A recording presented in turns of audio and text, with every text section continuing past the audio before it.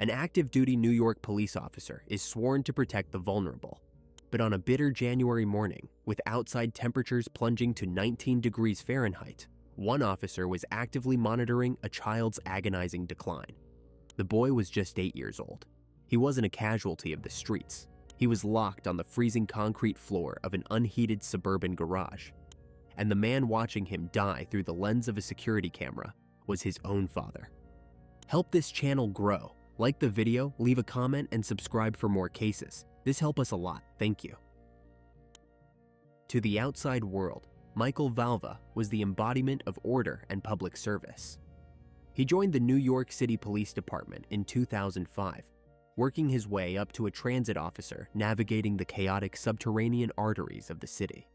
Earning a comfortable six-figure salary, he presented the polished, irreproachable facade of an authority figure. He was the man citizens looked to for safety. Behind the uniform, his personal life was a decaying structure. Michael had married Justyna Zubko, a Polish immigrant who dreamed of building a stable family in America. Together, they had 3 sons, Anthony, Thomas, and Andrew. The middle child, Thomas, was born in 2011 with a bright, infectious smile that masked underlying developmental challenges. Both Thomas and his older brother, Anthony, were eventually diagnosed with severe autism. They were largely nonverbal in their early years, struggling with sensory overload and requiring intense, structured therapies just to navigate a standard day. Raising children on the spectrum demands immense patience, a virtue Michael entirely lacked. His approach to parenting mirrored a militaristic chain of command. When the boys failed to comply with his rigid expectations, his frustration manifested in cold, authoritarian discipline. The strain of managing complex developmental needs eroded the foundation of the marriage. By 2015, Justyna and Michael were locked in a vicious, highly toxic divorce. What followed was a protracted, agonizing custody battle that highlighted a catastrophic flaw in the family court system. Michael understood how to manipulate the legal machinery. He weaponized his badge, presenting himself to judges and child welfare evaluators as a stoic, responsible law enforcement officer rescuing his sons from an allegedly unstable mother. He filed relentless petitions, burying Justyna in legal paperwork and baseless accusations. He painted her as neglectful and erratic, utilizing his polished courtroom demeanor to slowly strip away her maternal rights. The system took his word over hers. In late 2017, a judge made a ruling that sealed the boy's fate, granting Michael full custody and severely restricting Justyna's visitation to supervised, fleeting moments. She was devastated, effectively erased from her children's daily lives, despite her frantic warnings to anyone who would listen that her ex-husband was a dangerous man. Armed with absolute legal control, Michael relocated his sons to a quiet, middle-class neighborhood in Center Mauritius, a hamlet on the south shore of Long Island. The house at 11 Bittersweet Lane looked like an idyllic suburban retreat. It had a manicured lawn, an attached 2-car garage, and ample space for a growing family. It was exactly the kind of setting that deflects suspicion. For a brief period, the narrative Michael sold to his neighbors held up. He was the dedicated single father and decorated cop, sacrificing everything to raise 3 boys, 2 of whom had special needs. He was applauded, he was respected, but the architecture of this suburban dream was hollow. Michael had zero intention of managing the heavy burden of autism with empathy or therapeutic intervention. He viewed his son's neurological differences not as a medical reality to be managed, but as deliberate defiance that needed to be punished out of them.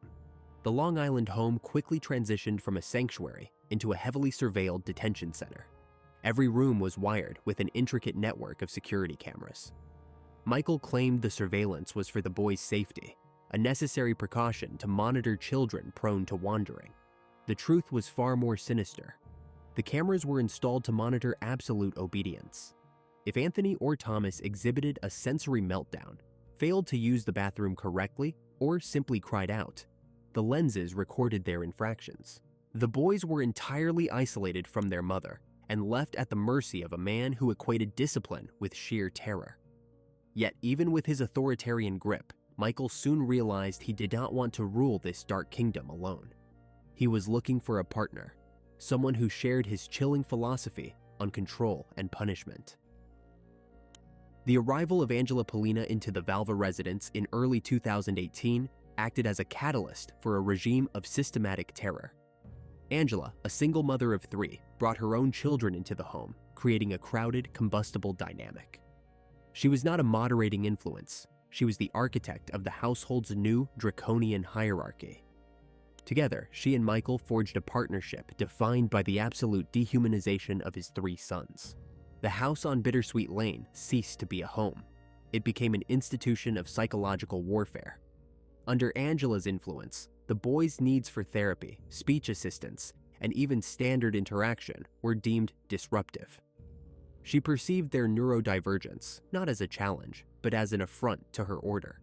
The response was the implementation of a training regimen that bypassed standard discipline, veering sharply into what investigators would later describe as localized torture.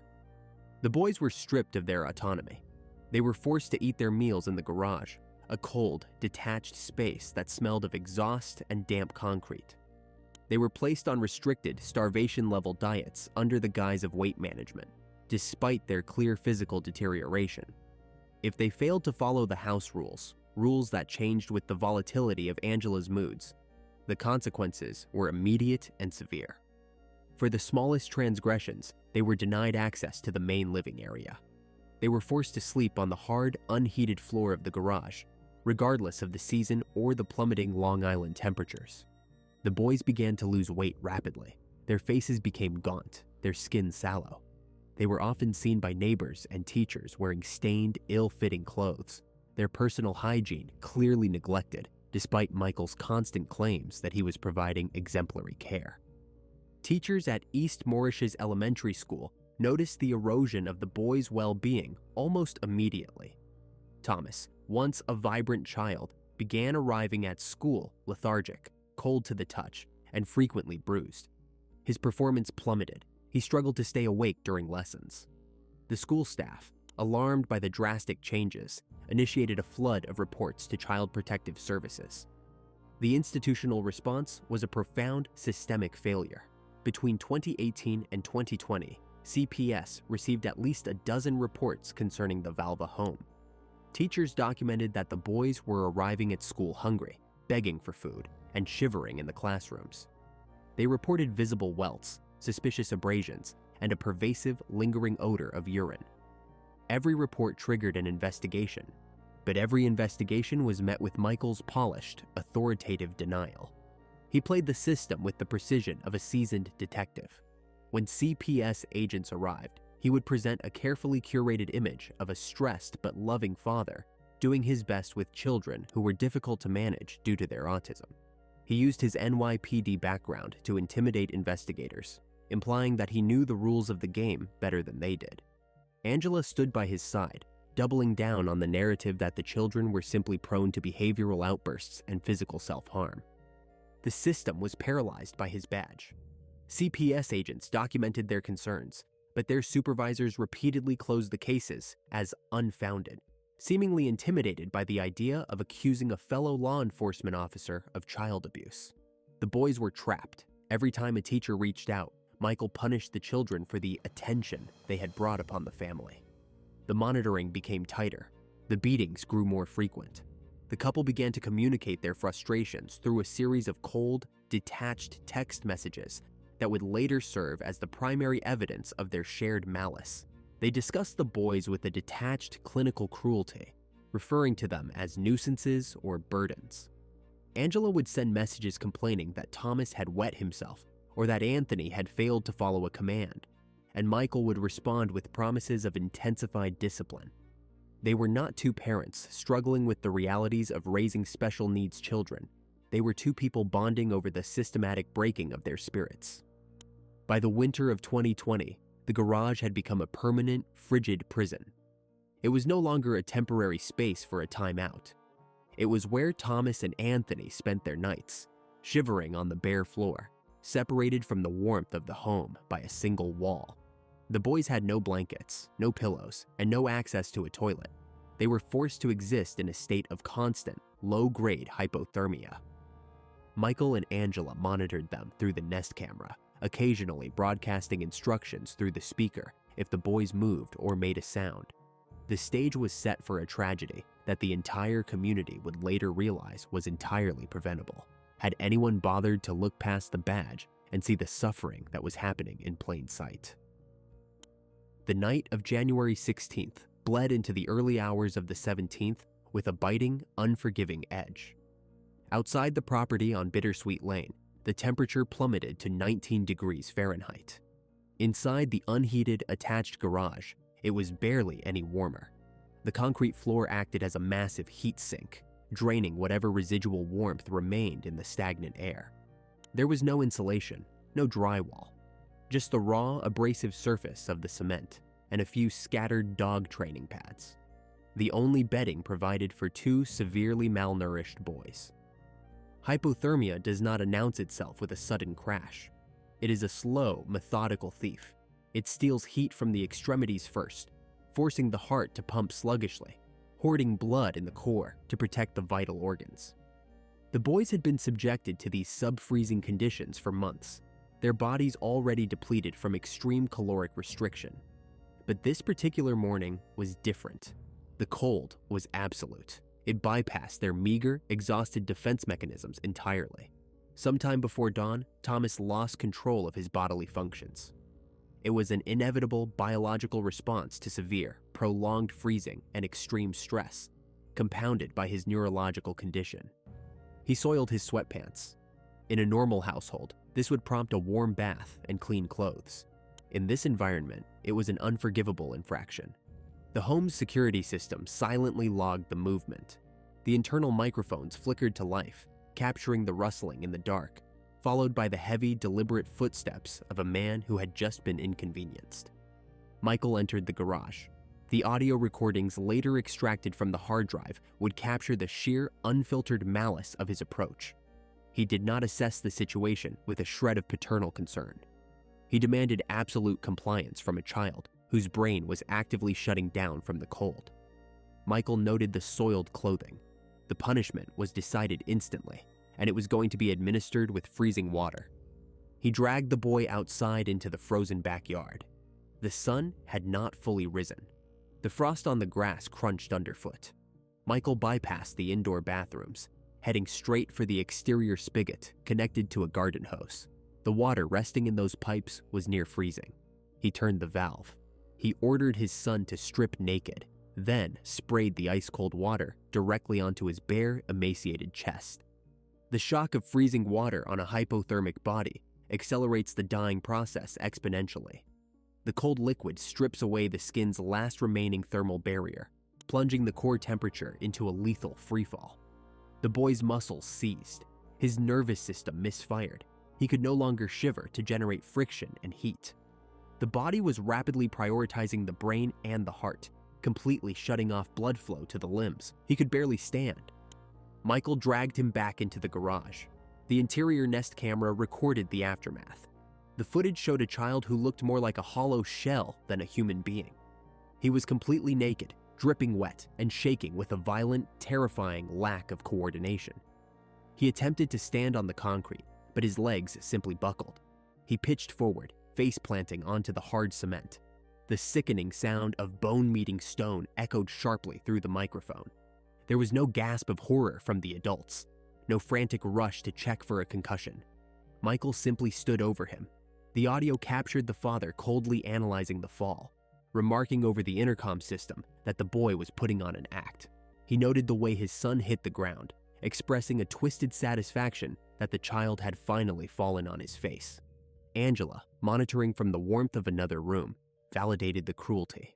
She communicated through the speaker, noting that the child was looking at them and insisted he be made to clean himself up.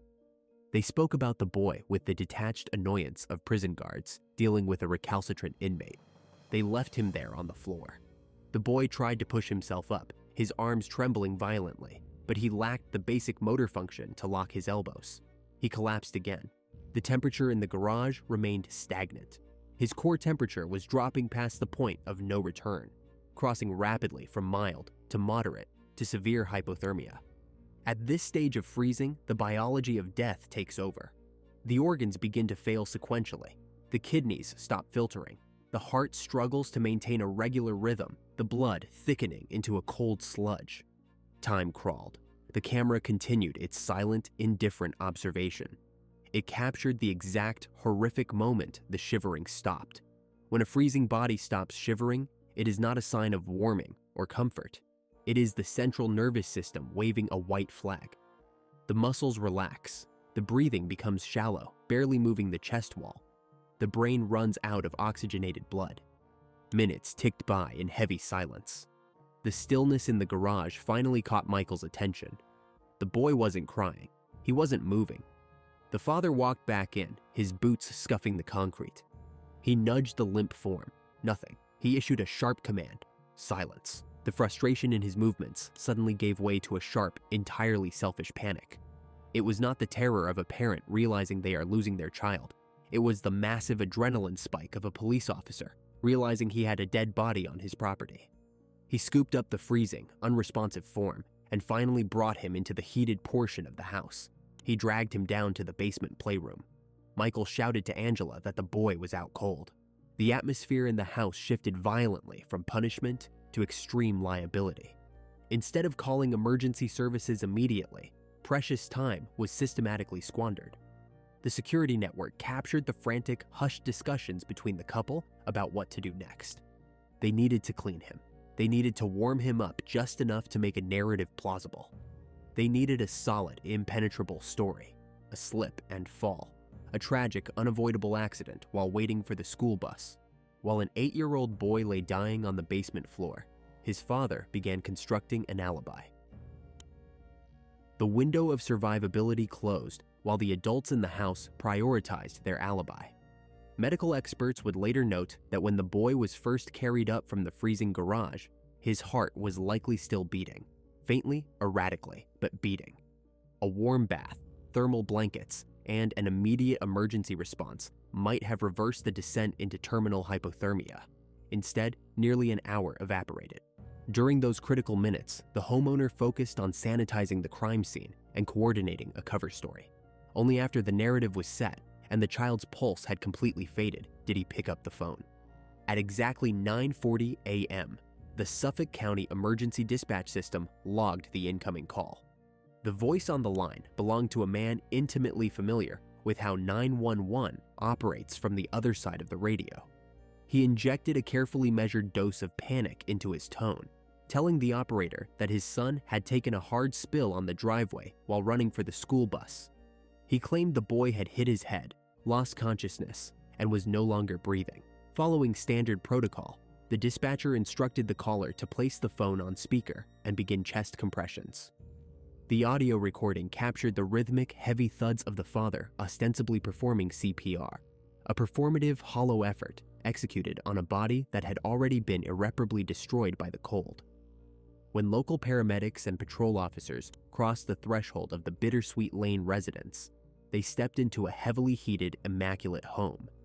The contrast between the ambient temperature of the living room and the physical state of the patient was immediately jarring. First responders found the father in the basement playroom, kneeling beside his son. He was going through the motions of resuscitation, but his demeanor lacked the chaotic, blind desperation typical of a parent losing a child. He was entirely too composed, casually informing the arriving officers that he was in on YPD, subtly attempting to establish professional courtesy and control the flow of information right from the start. The lead paramedic dropped beside the boy and placed a hand on his bare chest to place the defibrillator pads. The EMT physically recoiled. The child's skin was not just cool to the touch, it was a dense, unnatural block of ice. The limbs were stiff, locking into place with a rigidity that usually takes hours of post-mortem lividity to achieve. There was no obvious laceration, no skull depression, and no localized pooling of blood to corroborate a catastrophic fall on a concrete driveway. Nothing about the physical trauma matched the father's story.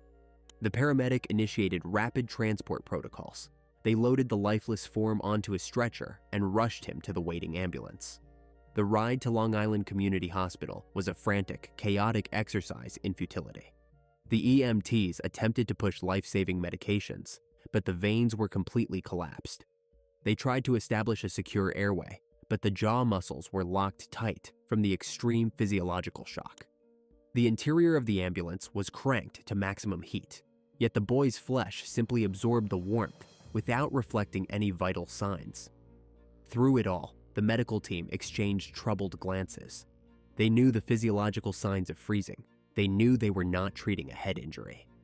Inside the hospital's trauma bay, a specialized pediatric resuscitation team took over. They immediately initiated severe hypothermia protocols. Medical doctrine dictates that a freezing victim is not clinically dead until they are warm and dead. The doctors ordered bear hugger warming blankets, heated intravenous saline, and continuous automated chest compressions. The room hummed with the mechanical whine of ventilators and the flat, sustained tone of the heart monitor. Amidst the chaos of the trauma bay, the attending physician needed to establish a baseline.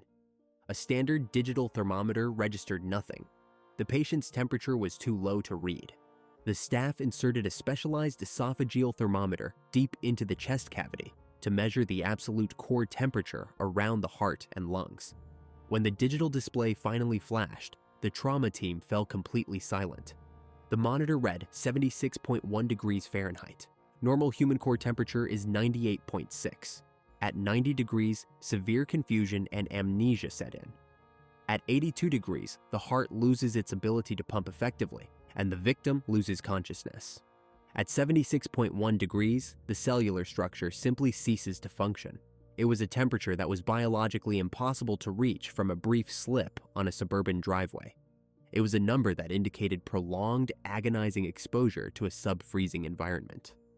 The medical staff continued their warming efforts for nearly an hour, adhering strictly to protocol, but the damage to the myocardium was absolute.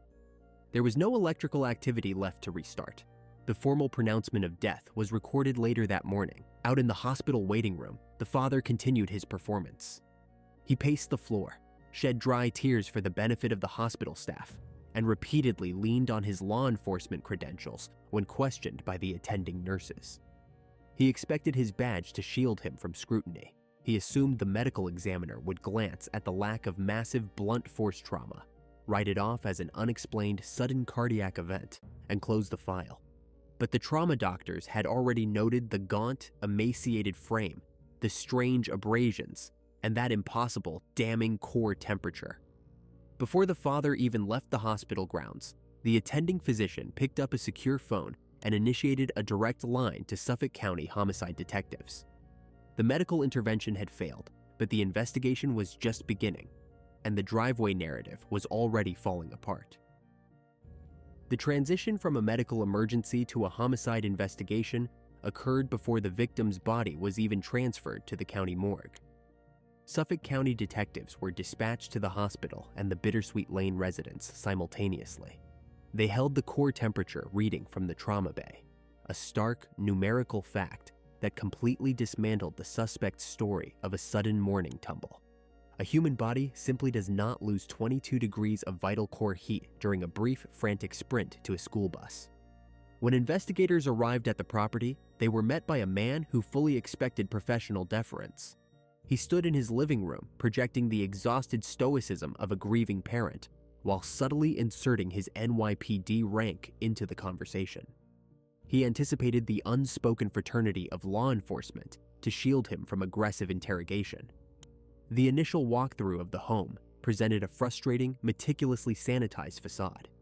The main living areas were immaculate, smelling faintly of citrus cleaner. Outside, the driveway where the fatal injury supposedly occurred was entirely clear. Crime scene technicians noted a complete absence of blood, ice patches, or any physical irregularity that could support a catastrophic blunt force trauma. The detectives faced an immediate, infuriating wall. Without a confession or an independent witness, they possessed a deceased child with a bizarre thermal presentation, but a highly experienced suspect who knew exactly how the interrogation game was played. When detectives pressed for specific minute-by-minute timelines regarding the morning routine, the father recognized the shifting, accusatory tone. Relying on his academy training, He abruptly terminated the conversation and invoked his right to counsel. The house fell silent. The investigators were forced to step back, secure the perimeter, and wait for a judge to sign search warrants. The breakthrough did not originate from human testimony. It came from the ceiling corners. During their initial visual sweep, technicians noted an extensive, highly sophisticated network of Wise and Nest surveillance cameras mounted both inside and outside the property. The homeowner had claimed the interior lenses were inactive, simply dead remnants of a past security setup. Homicide detectives, however, operate on the premise that digital hardware never truly forgets. They drafted comprehensive warrants targeting not just the physical local routers in the house, but the external cloud servers hosted by the tech companies. While waiting for the cyber extraction, forensics teams dismantled the physical crime scene. They focused their lenses intensely on the attached garage. The space stood in stark, chilling contrast to the pristine house. It was heavily drafted and, underneath a thick, fresh layer of industrial bleach, retained the distinct, acrid odor of dried urine. Investigators cataloged soiled dog training pads pushed into a dark corner. There were no beds, no thermal blankets, just rough concrete and a few discarded, undersized items of children's clothing. Technicians took ambient temperature readings of the floor, documenting the brutal thermal reality of the space. The invisible architecture of the boy's existence was finally materializing. 72 hours later, the Cybercrimes Unit successfully pulled a massive cache of data from the external cloud servers. The suspect had actively attempted to delete the files from his phone on the morning of the incident, confident that wiping his application history would erase his sins. He had vastly underestimated the automatic backup redundancy of modern security systems. What the detectives witnessed in the viewing room of the precinct was a concentrated, unfiltered dose of human depravity. Seasoned investigators, personnel who had spent decades dissecting violent gang murders and fatal accidents, sat in heavy silence as the mid-January footage played across their monitors. The restored digital files provided an unflinching timeline. They watched the 8-year-old shivering uncontrollably on the concrete. They processed the audio tracks, hearing the sharp blast of the exterior water spigot and the subsequent sickening sound of the boy collapsing face first onto the cement. The audio was pristine.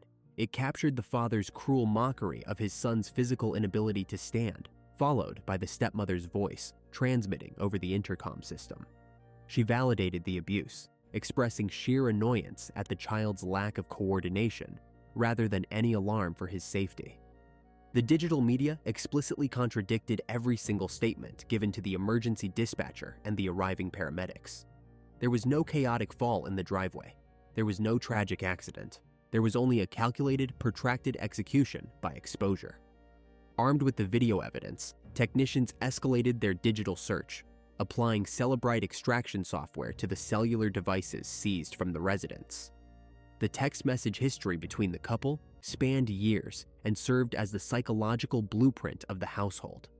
The data dump yielded tens of thousands of messages. They did not read like the communications of overwhelmed parents navigating the complexities of autism. They read like the cold logistics of a penal colony. The SMS threads detailed a highly coordinated strategy of thermal deprivation and starvation. The stepmother frequently complained about the boy's mere presence in the main house, demanding they be banished to the garage. The father eagerly complied, assuring her through text that the children would be beaten until they learned absolute obedience. They discussed restricting access to the kitchen, locking the pantry doors, and utilizing the freezing dark as a standard disciplinary measure. The digital trail proved conclusively that the fatal morning was not an isolated lapse in judgment. It was the terminal end of a systematic torture regimen that both adults actively curated. The facade of the respectable suburban police officer was thoroughly incinerated. The local department, initially cautious about investigating one of their own, moved with overwhelming force. The evidence was insurmountable. Exactly 1 week after the child was pronounced dead in the trauma bay, unmarked police vehicles surrounded the Bittersweet Lane home. Detectives moved in with tactical precision, securing the premises and placing both the father and the stepmother in handcuffs. They were transported to the precinct, stripped of their belts and shoelaces, and booked on charges of second-degree murder and child endangerment. The arrests sent a violent shockwave through the Center Mauritius community. Neighbors who had previously praised the father's supposed dedication were left grappling with a profound, sickening sense of horror. The realization that a child had slowly frozen to death behind the closed doors of a seemingly perfect middle-class home shattered the neighborhood's illusion of safety. The thin blue line narrative collapsed entirely as the public demanded answers, furious at the institutional blindness that had ignored years of frantic warnings from local educators. The investigation had successfully pulled back the curtain on a domestic nightmare, but the hardest phase of the process was just looming on the horizon. The wheels of justice grind slowly, and it took nearly 3 years for the legal reckoning to fully materialize in Suffolk County. By the fall of 2022, the former transit cop found himself sitting at the defense table, entirely stripped of his uniform, his pension, and his authority. The united defensive front he had maintained with his fiancée had completely collapsed under the weight of impending prison time. What unfolded was a vicious, calculated game of self-preservation. His defense attorneys deployed a desperate strategy. They attempted to paint their client as an overwhelmed, passive figure, a man entirely dominated by a manipulative partner who masterminded the draconian punishments. They argued that the fatal morning was a tragic culmination of bad parenting and sheer panic, not depraved indifference to human life. They insisted he never intended to kill. The prosecution did not bother arguing semantics. They dimmed the courtroom lights and let the digital hardware speak. When the state played the recovered security footage, the atmosphere in the room turned suffocatingly heavy. Jurors were forced to listen to the final agonizing minutes of a child freezing to death on a concrete floor. They heard the sickening thud of the fall. They heard the callous, mocking commentary from the adults. Several jurors wept openly. Others simply stared at the defendant with unmasked revulsion.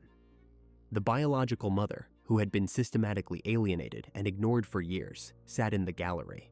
She was forced to absorb the graphic clinical details of her son's demise, from the initial EMT reports detailing his icy skin to the medical examiner's rigid breakdown of terminal hypothermia. The teachers who had filed dozens of ignored reports took the stand, their voices thick with the grief of knowing their alarms had rung hollow. The evidence formed an impenetrable wall. In early November 2022, the jury reached a swift, unanimous decision. They found him guilty of murder in the second degree and multiple counts of endangering the welfare of a child. Weeks later, the presiding judge handed down the absolute maximum penalty allowed, 25 years to life behind bars. The stepmother's turn came in early 2023.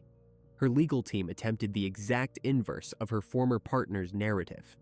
They tried to frame her as a terrified, battered woman held hostage by an aggressive, highly trained police officer. They claimed she was a powerless bystander in her own home, too afraid of his explosive temper to intervene and save the boys. Her own digital footprint decimated that defense. Prosecutors projected her text messages onto the courtroom screens. The jury read the cold, logistical demands she made to banish the children from the heated living spaces. They listened to her disembodied voice coming through the garage intercom, berating a child whose core temperature was in freefall. She was not a victim of circumstance. The state proved she was the architect of the environment that made the murder possible. Her jury deliberated for barely 2 hours. The verdict mirrored her ex-fiancé's exactly. Shortly after, she stood before the same judge and received the identical sentence of 25 years to life in a maximum security penitentiary. The gavels fell, locking the perpetrators away for the remainder of their natural lives. However, the closing of the criminal dockets did not bring true closure. It merely shifted the spotlight to the massive institutional failures that had allowed a documented domestic prison to operate in plain sight. The tragedy in Center Mauritius permanently fractured the quiet facade of Long Island suburbia. It proved that predators do not always lurk in the dark. Sometimes they wear a patrol badge and wave from a manicured lawn. A child froze on a concrete floor because an entire protective system was too intimidated to look past a uniform. Dozens of frantic alarms rang for years, only to be silenced by bureaucratic apathy. Retribution was eventually served, but it arrived far too late to offer any real warmth. If you are finished watching, you're a real fan of true crime. Subscribe to the channel, turn on notifications, and give it a like. See you in the next video.